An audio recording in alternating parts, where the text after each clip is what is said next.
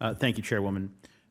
It's great to see some of you, especially those who have done so much for my home state, and thank you for being here. I think it's been amply demonstrated by my colleagues and the Chairwoman that the Trump tax cuts disproportionately benefited wealthy and large corporations, and that these benefits have had no positive impact on the economy and no material impact on working families. And to add a data point, Mr. Duke, I think you were mentioning this, is since the tax cuts, America's billionaires are now collectively worth a record $6 trillion, a wealth that has more than doubled since the Trump tax cuts. And researchers from both the Fed and the Joint Commission have concluded that 0% of those gains, have gone to the bottom 90% of workers. And unfortunately, it seems that some are not here to participate in this conversation, but rather than accept the data, it seems that we're on a pathway to continue that or even further it. And I would ask you, Mr. Duke, you've touched on some of this, but not only just the Trump tax cuts, but in other prior moments of policymaking in history, is there something that our colleagues can point to where these kinds of drastic tax cuts to corporations and to the wealthiest among us actually have some trickle-down effect on America's working families and firefighters and teachers and the middle class in New Jersey and through the nation?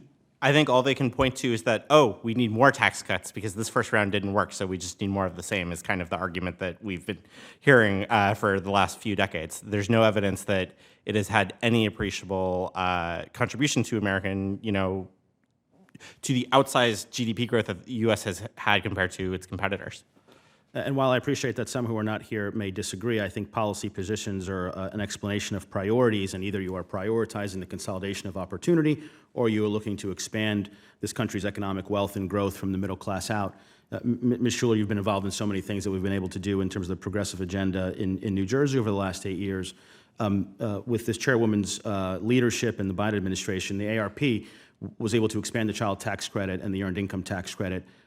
Expanding these credits lifted approximately 10 million Americans out of poverty. The success was replicated in many of the states that we represent, specifically with your help. We were able to do it in New Jersey, providing a state-level credit that provided $1,000 to the lowest income families.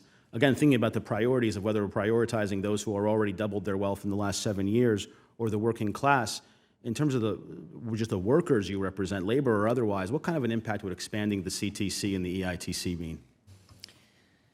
So the traveling that I do and talking to workers, the most often raised issues are childcare and housing. And those are the costs that people are struggling with. And I'll just share one quick story. I went to a convening of 5,000 women in the trades, women who are accessing pathways to the middle class through good construction job training and making their way into good, stable employment because of these opportunities. And the one thing that kept coming up over and over again that is a barrier to getting more women into construction is childcare. And, they have unique, they deal with unique situations because they go to work early in the morning and often childcare is not available, or they're not able to, on a moment's notice, find the capacity that they need. So this would enable them to have some breathing room and to be able to plan for their lives and to make the investments in their future that puts them on this pathway to a better life. Yeah, so on one hand, we're looking at a tax policy proposal that, again, continues to consolidate opportunity among the wealthiest and the largest corporations, while at the same time making it harder for those folks who want to get back into work and restart their careers after starting families. That seems to be a way to shrink economies, not expand them. Mr. Morial, I think I heard some of this on my way in on your testimony. And I would applaud the chairwoman's leadership on this issue. But housing affordability is a crisis, whether it be in northeastern states, in New Jersey, where I represent, or across the country. Home prices are 47% higher than they were just a few years ago. Much more acute for renters. We're 26% higher than just in 2020. In New Jersey, where we've had a progressive elevation in our minimum wage, which is now at $15 an hour, you would need to work 2 full-time jobs just to afford a 1-bedroom rental. Mr. Morial, can you give us, in the short time I have left, what ways we can use the tax code to address and make significant positive change in our housing crisis? I did also want to just go on the record that working people would benefit greatly if we had a national living wage bill. It's long overdue, and states like New Jersey and many other states have done it on their own. But Senator Warren, we need a national living wage bill indexed to inflation. Now, in our proposal, the tax code could expand the low-income housing tax credit, which has been a tool used to expand affordable housing in this country. But I propose something else, and that is an affordable housing tax credit, which would be a tax credit that would put money into the construction of affordable home ownership opportunities. We need to not only build rental housing, we need to build housing that people can buy and build wealth. That's how you create intergenerational wealth, through property ownership, through home ownership. So the tax code could be shaped, could be used to do that.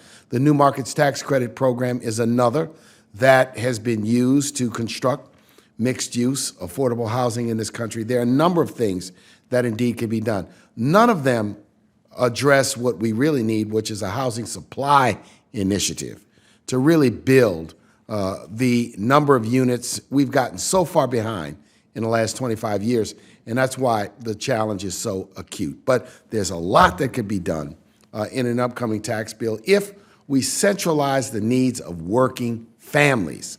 And I think, Senator Warren, you're so right in really saying, let's call for the proposers of the 2017 bill to account for their promises so that the American people understand and know that what they were promised did not occur.